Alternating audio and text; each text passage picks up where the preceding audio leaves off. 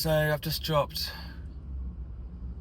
Sibella off at Pilates at JLT. Fucking, I hate JLT. It is such an arse to get out of. Yeah, fuck off. You can see I'm reversing, you stupid prick. Anyway, that's one of the things that people do in Dubai. They just beep all the time. There's no patience whatsoever. I mean, maybe I'm kind of like revealing my naivety when it comes to driving. Maybe people are impatient everywhere. Like yesterday, I was so frustrated as well with delivery drivers just getting right up my arse and then insisting I go quicker. And at one point, I was in this fucking dead end of an underground basement garage. And there was nothing I could do. And he's fucking behind me, tootling along. And that's when I kind of enter those discussions in my own mind of, well, you know, is the driver frustrated because of the job, you know, incentivized to deliver as many parcels in a day, and especially in Dubai, you know, they're severely underpaid compared to European countries. You know, I guess if you're on the flip side, you'd argue that the workers from South and East Asia are making a hell of a lot more than they would make if they were back home, which is the reason that they're here in the first place.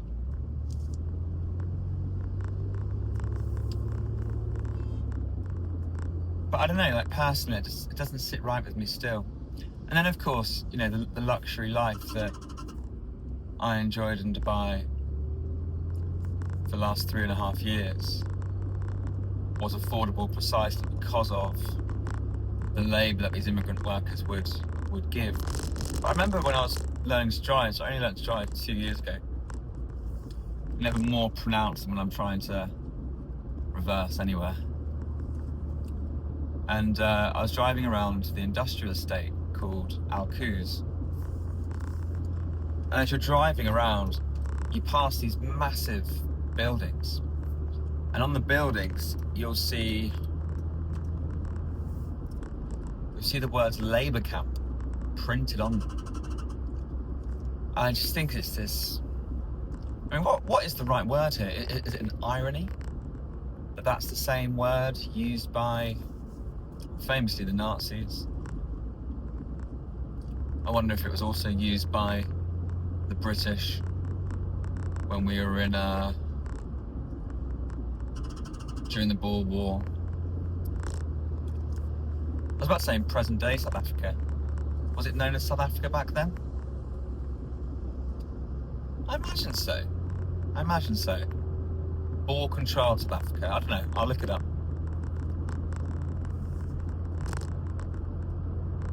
And so yeah, it's this strange thing of trying to come to grips emotionally and intellectually with the cost of a free market. You get a lot of people in Britain at the moment harping on about free market, that's the way forward, that's how you make money. I don't know which economists you would hark back to. Is it Adam Smith? The Invisible Hand? Certainly in the 1970s, 80s, Thatcher, Reagan. You look at their economic advisor, Milton Friedman, and the belief in the free market. And from my limited understanding, the argument is fewer regulations to maximize profit, which can then go into refining processes and technological research and development. But then you also get the massive accumulation of wealth by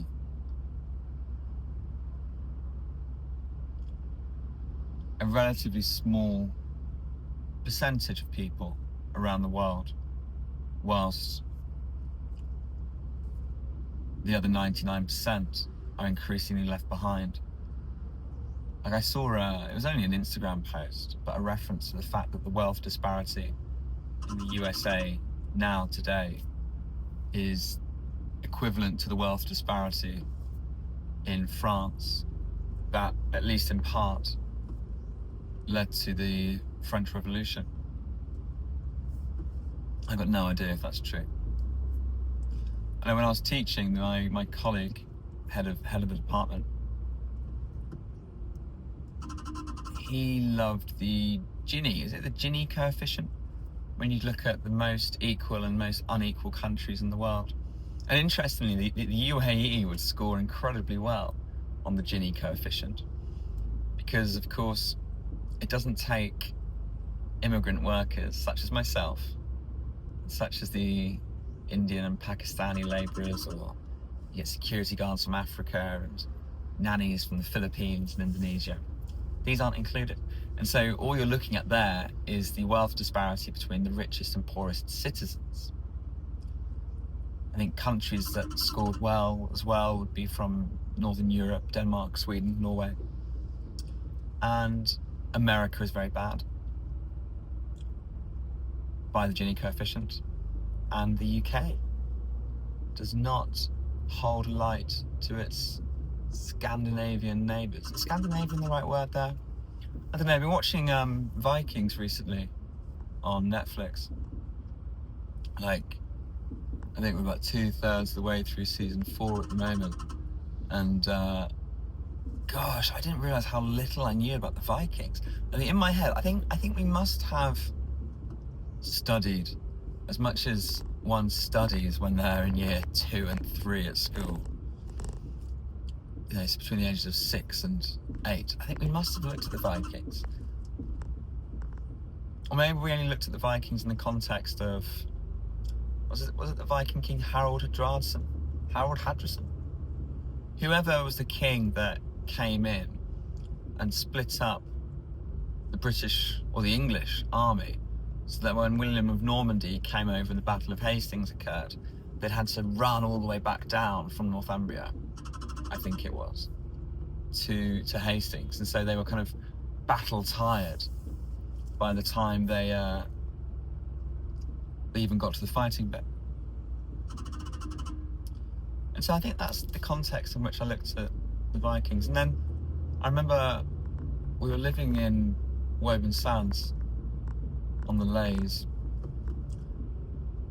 I think I must have been about 8 or 9, and I got gifted a book, I believe by Anthony Horowitz, but I'll have to look that up, in which it included all these old Viking tales about the gods, the Norse gods, the Nordic religions. And then, so then I was looking up the Nordic religions because I couldn't remember who kind of the daddy was. Because I thought the daddy was Thor, but I think I just thought the daddy was Thor because of Thor's my mental association of Thor with Zeus. Apparently the daddy of Norse religion was actually Odin. And then down that kind of Wikipedia rabbit warren, and I find out that there's this kind of growing Odinic cult, particularly in North America, but founded, funnily enough, I want to say 30s, but could also have been 70s or the 50s or the 60s, in the UK. And it is a white supremacy, I think on Wikipedia it said religion, but I think I'd rather say cult. I'm not sure what the right word there is. Because to say religion would presuppose that there was a faith in these Nordic gods. I think I just find it very difficult to believe that there is a faith. I think if you're willing to turn your back on the Christian faith of your home country, are you really going to start believing in Nordic gods for whom I'm sure there's about as much evidence as any other religion, i.e. it kind of goes on one's own spiritual awakenings and moments when gods descend upon you and grant you a vision and whatnot. And so is it faith, or is it just kind of buying into this idea of supremacy? And that car has cut me up awfully. Lovely car, though, it's a Bentley. And then also that kind of idea of white supremacy being built into the old Nordic religion. I wonder if that's simply based on the fact that those Northern Europeans tend to be, or tend to appear, you know, very, very pure, blonde hair, blue eyes. It's a stereotype, isn't it? They're very tall, symbol of strength, symbol of virility. So we're kind of using that, or they are using the stereotype aesthetic of the Nordic populations to inform a hashtag belief in the old Nordic religions. But really it's just a fucking front, isn't it, for racism?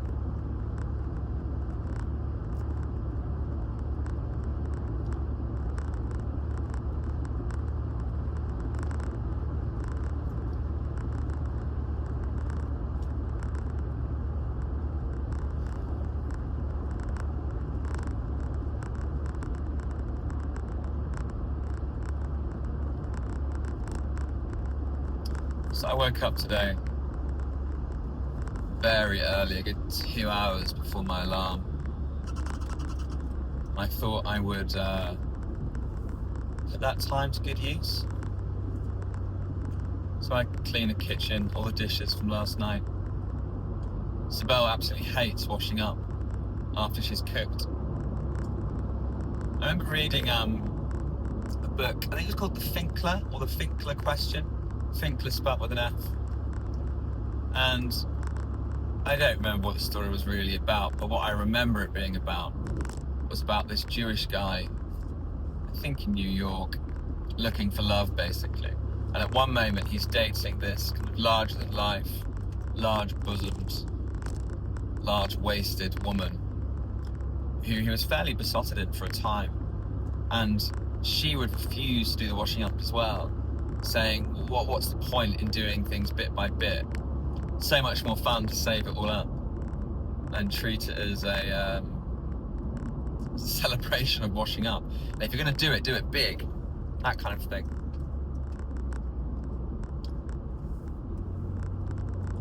It's quite a romantic way of looking at something, but that reads a hell of a lot better in a book than it does to the boyfriend of the girl that has cooked, whose job it is then to actually clean up the next day.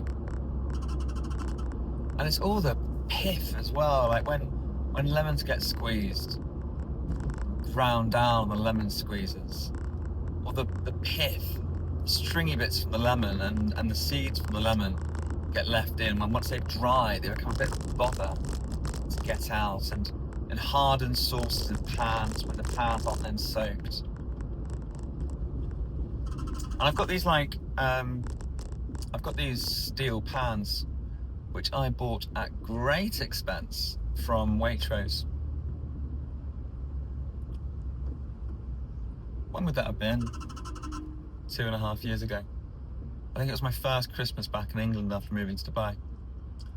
And I remember I had a friend in London called Theo Miles, son of the author Barry Miles. And their house was just so cool. Like, if I remember rightly, like there's pictures of Theo being held by Allen Ginsberg when Theo was a baby. Really, like in terms of, if anecdotes were the measure of a man, then they are both going to Valhalla. I remember being at Theo's, and he wasn't very good at eating. He wasn't very good at feeding himself. He loved his Heineken, but he wasn't a great lover of making himself food. And so I went around his house one time when he was I think he was in the wake of his mother's death. And I wanted to cook him, I want to say an omelette, and using these steel pans, and yeah, they were really fucking annoying in so many ways. Like the handle got really, really hot, and things were more likely to burn to the bottom of the pan compared to using a non-stick. But there's something quite romantic about it. It felt more, I think I felt closer to the food, as weird as that might sound. And it also reminded me of when I worked in a pub when I was 16, a pub called the Weapons and Arms in Milton Keynes. And I was just a kitchen porter, cleaning up dishes. But I used to love the twang of the pans as the chef threw it into the bin. So they have these, so they'd be cooking on like an island almost. Or there wasn't an island, they were cooking on a counter. And then in front of them was like an open window to the rest of the kitchen. And just the other side of where their burners were, the cooking range, there'd be these empty plastic bins. And into those empty plastic bins, they'd throw the hot pans. I love the twang of it. I loved cleaning them up. I learnt pretty quickly that you had to wait a couple of minutes between hearing the thump and twang of a pan hitting the bottom of the bin and whatever other pans are in the bin. Wait a couple of minutes before you go and pick them up, otherwise you scald your hands. And if we were in desperate need of more cooking ware, you had to go and get it with a towel, or sometimes I just make sure my hands were wet first. I burnt my hands so much in that job. And in the end, I think I only had four shifts, because they found out about a month in that I was still at school, or rather I was still in year 11, and they didn't want me working whilst I was still doing my GCSEs. And I hadn't lied to them or anything. I think that was just an example of genuine confusion. A genuine mishap and mistake.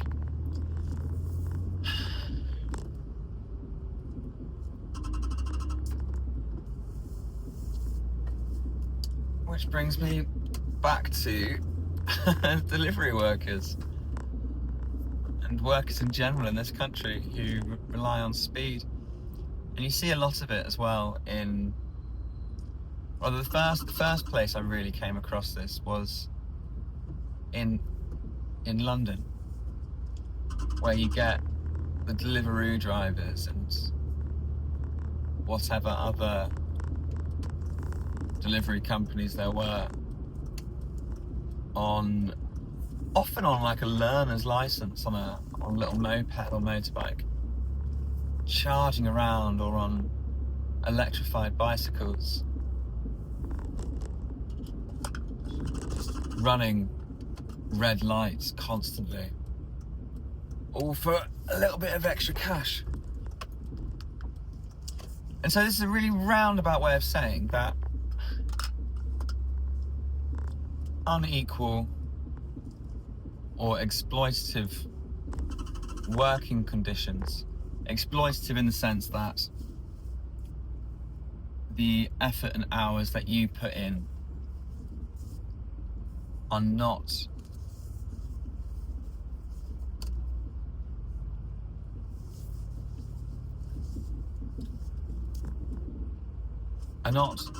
being paid, not being paid with enough money to be an active and happy member of society, without taking risks that endanger you and or others, or without being placed into a mental state where actually the risk is almost worth it because life is fucking shit. And I hate that. I really hate it.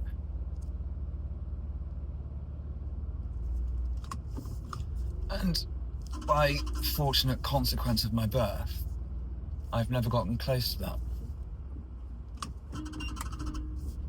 I think there was a time in Germany when I was working in pubs. And I wasn't being paid the minimum wage. But the boss of that place, the pub was called Tin Nog. The boss was a guy, I don't know his real name, but he was called Kid by all of us. And Kid justified it on the basis that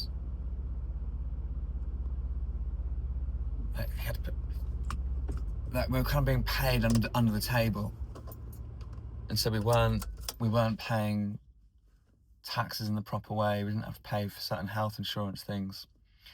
But really, the bigger justification was that he was employing people illegally. So, like, one of my colleagues was called Alistair, and he was from Chile. He had no work visa, and Kid knew that we could never go and complain, because if we complained, we would lose a colleague whom we loved.